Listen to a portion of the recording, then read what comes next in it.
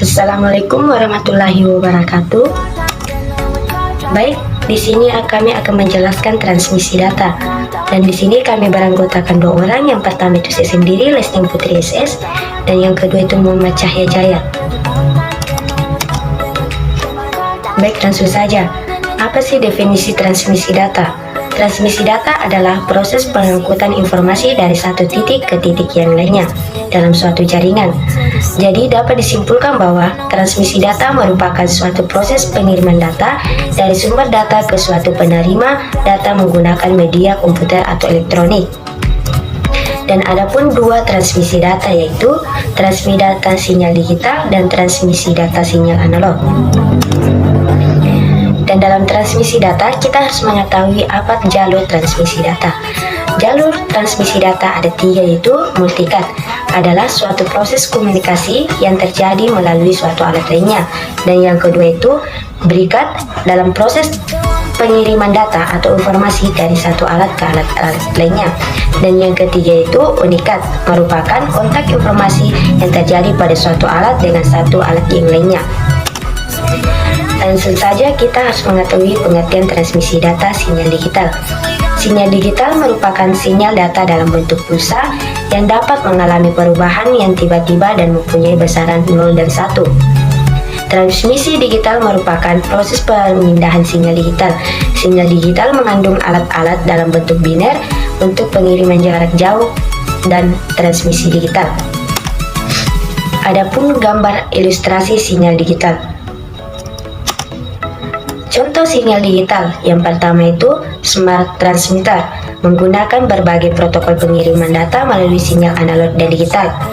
Jam tangan digital, sinyal video digital, CD, DVD, dan komputer.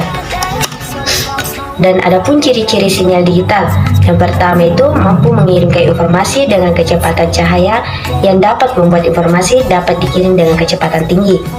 Menggunakan alat yang berulang-ulang terhadap informasi yang tidak mempengaruhi kualitas dan kuantitas informasi itu sendiri. Dan yang ketiga itu informasi dapat dengan mudah diproses dan dimodifikasi ke dalam berbagai bentuk. Dan yang keempat itu dapat memproses informasi dalam jumlah yang sangat besar dan pengirimannya secara interaktif. Baik, saya akan melanjuti materi transmisi data analog. Di sini kita harus mengetahui pengertian transmisi data analog.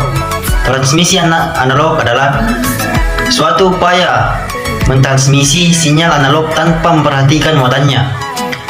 Sinyal-sinyalnya dapat mewakili data analog atau data digital. Transmisi analog merupakan proses pemindahan sinyal analog tanpa mengurangi kontennya sama sekali. Sinyal dapat berupa data analog dalam kurung data suara atau data digital dalam kurung data luaran modem atau pengiriman jarak jauh. Transmisi analog membutuhkan alat penguat dalam kurung amplifier untuk meningkatkan energi dalam sinyal. Dampak buruknya adalah amplifier juga meningkatkan noise yang terdapat pada sinyal. Dengan demikian sinyal yang dikirimkan menjadi lebih kotor. Baik, di sini kita bisa lihat gambar ilustrasinya, gambar sinyal analog. Lanjut, contoh sinyal analog. Pertama, sinyal radio yang ditransmisikan oleh kabel. Yang kedua, sinyal video yang disiarkan menggunakan teknologi lama. Yang ketiga, sinyal radio. Yang keempat, jam tangan analog. Yang kelima, sinyal televisi. Di sini ada ciri-ciri sinyal analog. Yang pertama, rentan terhadap noise atau kesalahan. Yang kedua, mudah terjadi thruster. Yang ketiga, bentuk sinyal kontinu. Yang keempat, signal digital diproses dengan terulang dan diimplementasikan. 5. Transmisi efektif terjadi pada frekuensi tinggi. Baik, kita lanjut. Di sini ada perbedaan transmisi sinyal digital dan sinyal analog. Yang pertama, sinyal digital. Yang pertama bersifat discrete dalam kurung 0 dan 1. Kedua, bagus digunakan untuk komunikasi yang lalu lintasnya tinggi. Yang ketiga, kemungkinan error kecil. Yang keempat, perbaikan error lebih mudah. Yang kelima, lebih tahan terhadap noise. Yang keenam, kapasitas informasi lebih besar. Yang keenam, lebih mudah dilakukan modifikasi informasi. Yang ketujuh, menggunakan konsep biner atau bit. Lanjut, sinyal analog. Bersifat kontinu. Yang kedua, bagus digunakan untuk komunikasi yang lintasnya rendah. Yang ketiga, kemungkinan error besar. Yang keempat, perbaikan error sulit. Yang kelima, mudah terkena noise. Yang keenam, kapasitas informasi rendah. Yang ketujuh, sukar dilakukan modifikasi informasi. Yang kedelapan, menggunakan konsep frekuensi. Di sini ada kelemahan-kelemahan transmisi. Yang pertama, penggunaan kurang simpel karena harus injak kopling. Yang kedua, butuh penyesuaian atau pengalaman berkendara untuk melibas medan ekstrem atau tanjakan. Yang ketiga, di kondisi lalu lintas macet, kaki mengemudi bisa lebih cepat pegal. Yang keempat, tidak bisa diinjak terus-menerus atau bermain setengah kopling. Baik, selanjutnya kita masuk ke media transmisi. Media transmisi merupakan media yang menghubungkan antara pengirim dan penerima informasi atau data.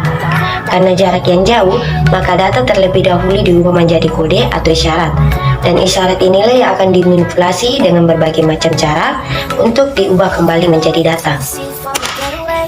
Dan adapun jenis transmisi data, ada dua, yaitu yang pertama media transmisi terpadu atau guided transmission data. Mengutip jurnal transmisi dan media transmisi karya Emi Irianti, media transmisi terpadu adalah media kasat mata yang mentransmisikan sekaligus memandu gelombang untuk menuju pada tujuan. Yang kedua yaitu media transmisi tidak terpadu atau grounded media atau wireless. Media ini menggunakan sistem gelombang elektromagnetik dalam mentransmisikan informasi dari pengirim ke penerima. Unguided media sendiri lebih dikenal dengan sebutan wireless yang berarti tanpa kabel. Mungkin itu saja yang dapat kami jelaskan. Kurang lebihnya mohon dimaafkan. Billahi taufiq wal hidayah. Wassalamualaikum warahmatullahi wabarakatuh. Dan yakin usaha sampai.